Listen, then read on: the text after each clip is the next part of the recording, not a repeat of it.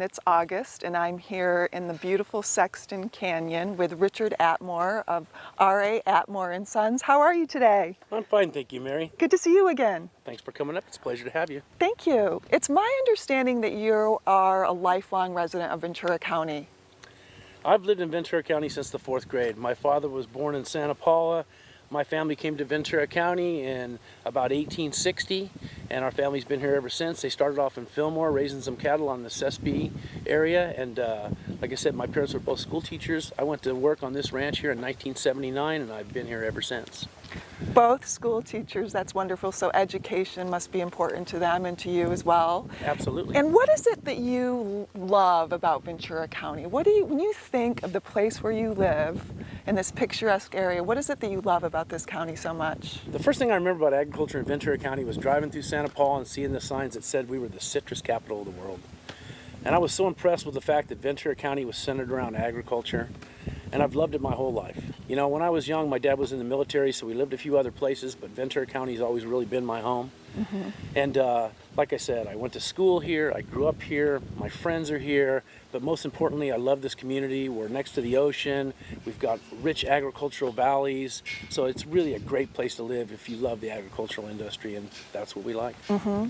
And so not only do you love agriculture, but you're involved in it in every aspect. Anytime I go to any event or function that has to do with agriculture, you are there. And what specifically, how are you involved? I know you raise cattle, obviously, and so how many head do you have?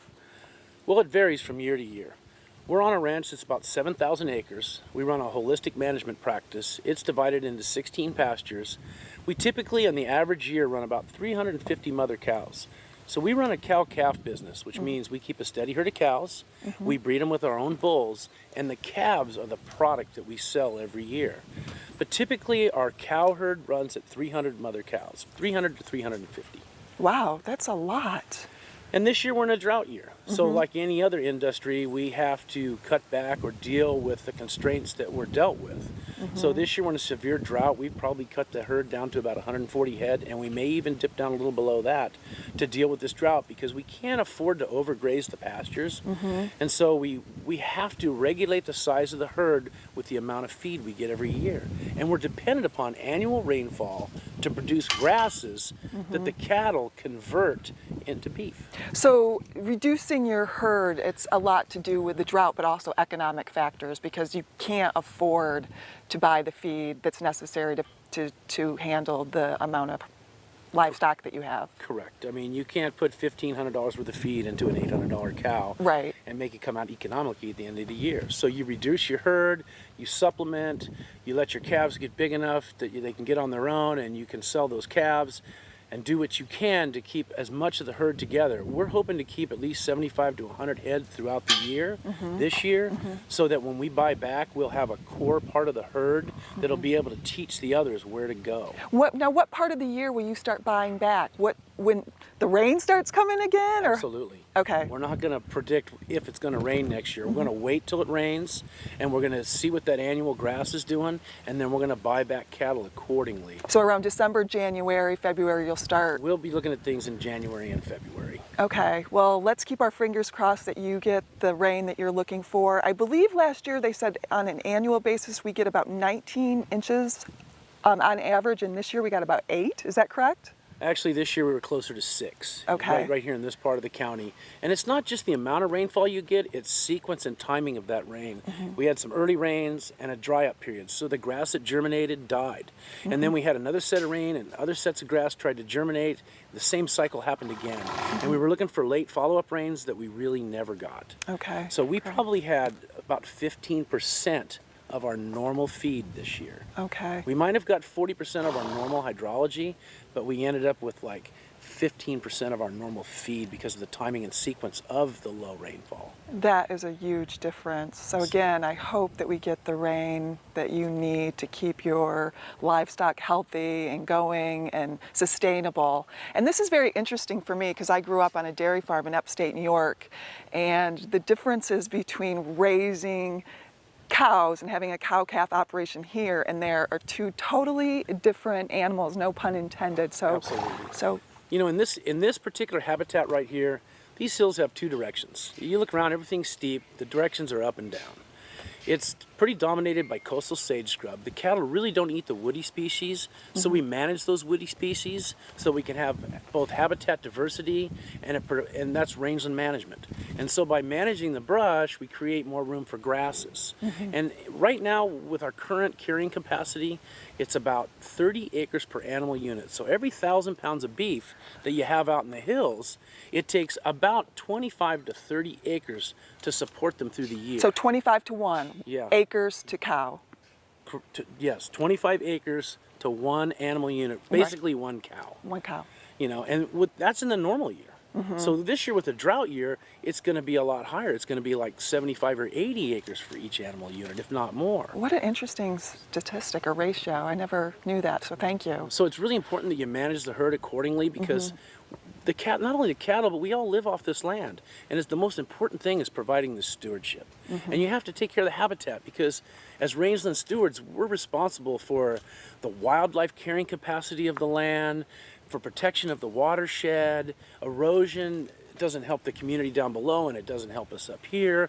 So it's really necessary for us to manage things that's holistically good for the whole ranch. We have to take a holistic approach and look at the health of the entire ranch, not just the ecosystem, the animals, the wildlife, and the cattle. And by doing anything that would harm the grasses, we're really hurting ourselves down the line because we're dependent upon those grasses. And if we hurt the seed stock, the seeds that we need for the grasses next year and the year after, who are we really hurting? We're just hurting ourselves. Right. So R.A. Atmore and Son, what would you say your number one mission or your mission is? What do you spend your day doing most of the time? And I know it depends on the time of year, but say right now in the month of August, what are you working on? Well, this year we're working a little bit harder than normal on feeding cattle and supplementing the natural feed that they have left, and putting out supplement. We buy rangeland blocks that are basically a molasses-based protein block that helps give them extra energy. Rotating cattle around more than ever. So and we've gone through a sales process. So we're constantly bringing cattle in, evaluating them, preg checking them, getting rid of the ones that it's time to sell now, and there's some that it's time to sell 2 months from now. So we're really going through that process of bringing a lot of cattle in. Plus, like a lot of other cattle ranchers in the community, we have to do some other things to supplement our income besides just cattle. Because obviously you can't make a living off 100 head of cattle, and it's really even difficult off 300 head of cattle. So for ourselves, we learned so much about habitat restoration out here and taking care of the habitat that the county and other entities have hired us to help them provide stewardship over some of the habitat that they have. Oh, wonderful. So okay. we do a little bit of that, but we do a lot of taking care of the cattle, and we kind of tie it all together. So, whatever management practice we do, we always use prescribed grazing afterwards. And down below, we just supplement that with guys cutting weeds or managing invasive weeds. And that's Weed abatement. Weed abatement. And that's a big part of out here because we have to manage invasive weeds. A couple hundred years ago, they didn't have a lot of invasive weeds they had to deal with. But today, there's invasive weeds that come in with pipeline companies or just trucks that come in to work in the oil fields. So we have to constantly be looking for any new plants that might, disturb the habitat out here. Okay. And you just mentioned sales, and I had the pleasure of going to the Ventura County Fair on Friday and witnessing for the first time the 4-H livestock auction, and it was a huge success. Can you talk about a little bit about your involvement with that? Oh, absolutely. Throughout the years, we've always supported the kids down at the Ventura County Fair. And there's local groups here in town, which is 4-H and FFA, and there's the Grange group. And kids throughout the county have an opportunity to get involved with animal husbandry by raising an animal to show at the fair and eventually sell at the auction at the fair. So these kids earlier in the year either get a pig or a sheep or a goat, or they raise a steer or a bred heifer, and they take care of it all year long, or for the majority of the year, and they put it on their own feeding program. They exercise it, they train it to they halter break it, and they work with it day in and day out, and eventually leading up to the day when they go to the fair to show their animal in the livestock show. And they place the different participants, and then there's awards given for that placement. And then on the last Friday of the fair, they have the livestock auction. It's a big event here in town, and a lot of local businesses, both agriculture and non-agricultural businesses, come out to support the kids. And it's really the highlight of the entire fair. And like my boy George, he's 14, he raised a steer for the fair this year. So he worked hard with the steer. He exercised the steer a horseback out here in the hills, and he took it down to the auction, and he ended up getting $6.50 a pound for a steer, which is probably about 8 times what we get for a steer that we sell just off the range. Wow. But he had a lot of money into feeding it. I mean, he probably had a couple $1,000s worth of grain and hay into feeding it. Plus, he worked real long and hard with it. And you just hope that the kids use the money for their education. Absolutely. To go to college, to buy books, good, they're doing good with the money on their side. And also the cattle actually goes to food share, correct? I understand that this year 65% of the animals that were sold at auction at the fair went directly to food share. Okay. And we're really lucky to have great supporters of the Ventura County Fair like the Wood Clayson's Foundation. They bought a tremendous amount of animals at the fair, and they kind of set the bar and set the price so that they make sure all the kids get a decent price on their pigs or their goats or their steers. And then sometimes other people outbid them or add on to the kids' price, but then that meat's all donated that Wood Clayson's buys. Any way you look at it, it's a win-win-win situation. Food share gets some, the kids get some, the people that are hungry in our county are, taking advantage of it as well, so it's all good stuff. It's win-win-win. They go and donate to the kids, and then they donate to food share to feed hungry people throughout Ventura County. And not only that, it was a fun day, and the positive energy that's generated by all this philanthropy and the cause makes everyone feel wonderful. And a few more questions. Absolutely. You are also known in the county as the Love Wrangler. And what does that mean exactly, Richard? Well, I'm glad to see you're well read. I pay attention and I listen. Actually, there was a point in time when the Ventura County Star came out and did some articles, and I had 2 cowboys working here at the time, and one was Pete Cater and the other cowboy was Brad Haley. And so they decided they were going to do an article on what 3 average Joes off the street thought about love and relationships. So they came out and asked us questions, and we gave them off-the-wall kind of cowboy rhetoric answers. And I guess they thought it was funny because instead of finding 3 plumbers or 3 mechanics the next time, they kept coming back here every month, and they did the article for about a year. It was a lot of fun, and we had fun with it. What can you tell us about love and relationships? What advice can you give the average single man out there in Ventura County? Well, the kind of questions used to come in were, I'll give you a typical question that used to come in. It was like, dear Love Wranglers, my husband's been overseas, with the armed forces for the last 8 months, and he's coming home this weekend. What should I wear? Signed, Lonesome Navy Wife. And we would just say, dear Lonesome Navy Wife, try barbecue sauce. So it was all just humor and rhetoric, and it really had nothing to do with serious relationships. Because actually, what did 2 single guys and a divorced guy really know about love and relationships? Well, you know something. Absolutely. That was great advice. We know what not to do. Yes. And you are also a big supporter of many causes, and I'm having a dinner coming up, and you donated to my dinner, and I just wanted to thank you so much. It means a lot to me. You obviously, ag education is important for our youth in the county. They're getting so much out of it. They're learning so much. So thank you for donating to my cause. And one last thing, we've got some gorgeous horses in our midst. And how many horses do you have on the property? We have about 8 horses here. I mean, sometimes we're horse traders like any other cattle rancher, but right now we have 8 horses, and all our horses are quarter horses. They're all set up for the work. Just like the cowboys 200 years ago, there's really only one way in these steep hills to gather the cattle, and that's a horseback.